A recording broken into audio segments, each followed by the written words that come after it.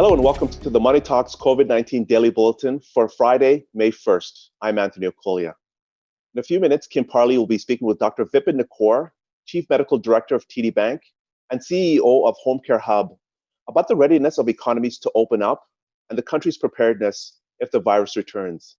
But first, a quick wrap of today's headlines. Tiff Macklem has been named the next governor of the Bank of Canada. He'll replace Stephen Poloz, whose term as governor ends on June 2nd. Macklem is the current dean of the Rotman School of Management and served as senior deputy governor for the bank from 2004 to 2007. Sales of Tim Hortons are struggling under the weight of the coronavirus. The company says it lost more than a third of its sales in recent weeks as more people stay at home during the COVID-19 lockdown. President Trump is warning he could use new tariffs on China over its handling of the coronavirus pandemic. Senior U.S. officials have begun exploring proposals for punishing or demanding financial compensation from Beijing. Meanwhile, Amazon, which has benefited from surging e-commerce demand during the pandemic, missed estimates on first quarter earnings, but beat on revenue. And that's a wrap of today's headlines.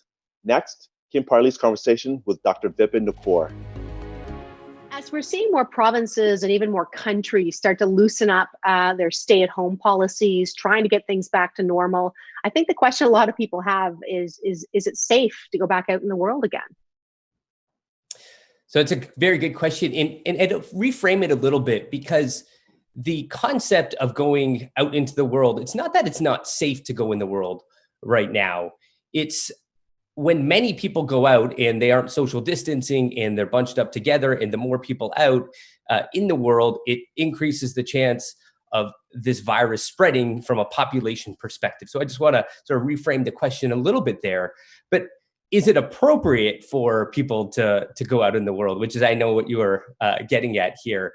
And it's really regionally dependent. So it depends on multiple different factors in your region, such as the number of cases, the actual rate of decrease of daily cases per day, decreased rate of deaths, the contact tracing, and particularly the testing in your region, which is critical to being able to control the virus. So it really depends. When you look at New Brunswick in terms of what they have done, and they've reopened, they've had no deaths, they've had 11 straight days of decreased cases. They were on this early, and for them, yeah, it probably makes sense for them to open up. For New York City, probably not. So very regionally dependent. One thing I would say is when you see people protest and they're all bunched up together and they're not social distancing, it actually decreases the confidence I have in that region being able to open up, because it's demonstrating they don't understand the science around the disease, around the virus, and needing to be within 6 feet of each other to decrease the chance of transmission. So, if a community said, hey, I think we should open up, and the number of deaths are going down at this rate, the number of cases going down, and they were all socially distanced apart, or had some thoughtful plan, I'd actually feel a little more convinced, rather than a bunch of people putting up a sign and being bunched up together. So that makes sense. Yeah, it does make sense, and it's well said. Let me ask you then, so it is locally dependent, to your point. I mean, these are regional discussions that people have to figure out. But one thing I've been hearing a lot about is the second, third, fourth waves that, I don't think it's if they're coming, but when they come. But when that gets mixed up with a regular flu season and what could happen. Yeah, it's a very good question, and you're absolutely right. The virus hasn't changed, so we really should expect further waves. And it's an excellent point. Having been a medical director at a busy hospital, I can tell you during flu season is a very challenging time for most places, particularly here in Ontario, but really places all around the world. Handling those volumes, you're doing surge lines, you're putting all these measures in place. People are often, I can't say all hospital systems, but many hospital systems are at capacity during these times. So if you're now adding not just a little bit of a blip, but some spike from coronavirus, it is a little bit concerning. I think two lessons out of this. One, people really have to get their flu shot this year. and to decrease the likelihood of getting the flu. And then hospital systems really have to be ready for the winter and prepare themselves. Let me ask you about vaccines.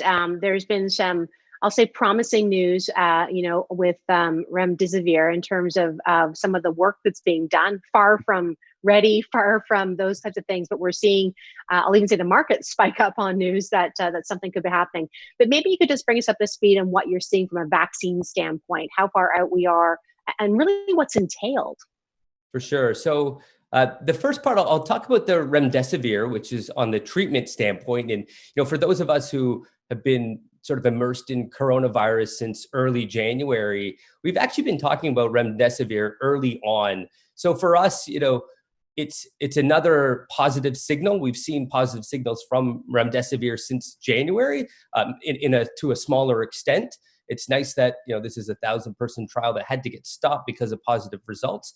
The endpoint was the time that you have symptoms, or the time of infection, essentially. So you're going from 15 to 11 days based on this small set of data, which is obviously good. 15 days, when you think about it, is a long time to have, if you think about the flu or anything, 15 days to have symptoms is a long time. So getting that down to 11, could it move the mark on hospital systems in terms of ones that are overwhelmed and help that? It could a little bit. It's hard to tell. Maybe ones that are really overwhelmed. And one of the big things is going to be around mortality. There wasn't a statistically significant difference in mortality, even though there was a small decrease. But, as numbers go up, that could very well change. This is a small trial. And the fact that we're seeing decreased time of symptoms does mean it's a positive signal. But we see there'll be more and more steps, and we've seen this a lot. There's hundreds of other trials and other things that could come out of the woodworks as well. So it's a positive signal. We're happy to hear that. And the second part is the vaccine we were talking about. Various different candidates. There's probably over 60 different candidates out there right now. I think most people have heard about the Oxford one that's been out there. That's about 6,000 people that are now in human trials. Again, positive. These are positive signals. They're talking about having maybe 1 million vaccines by September, which is great. But if you think about it, we're still a long way. Again, positive signals.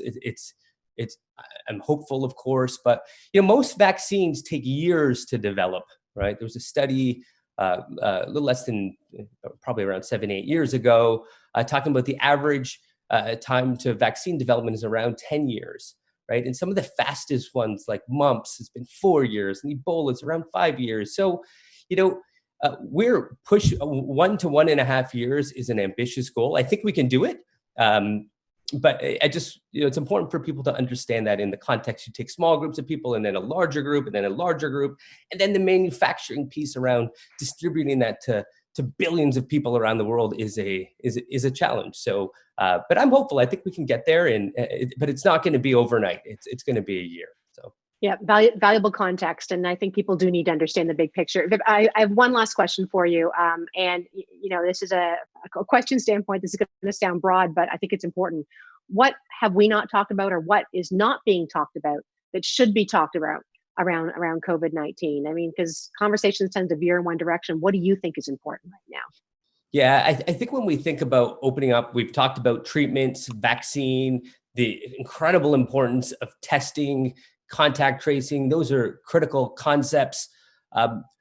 Two other pieces I'd say. One is around how we do as a society. How we open up is very much dependent on behavioral factors, on when people go back to work, the systems and policies that are in place, how people behave. If you open up and you have, thousands of people together in various for various events, it's going to be hard to control the virus if that's the case. If you have thousands of people in a concert or whatever it might be, and then the second part is really around how are we going to take care of our seniors and elderly, and those with chronic disease. Having taken care of actual COVID patients, we're still learning, and it's important that we. One of the reasons us social distancing and even staying at home, not only does it bring the disease down, but it gives us time to learn more from a scientific standpoint. And one of the most important things is, how are we going to care for our seniors and those with chronic disease over the next year until year plus until we get a vaccine. Vipan, thanks so much for your time. We do appreciate it. My pleasure.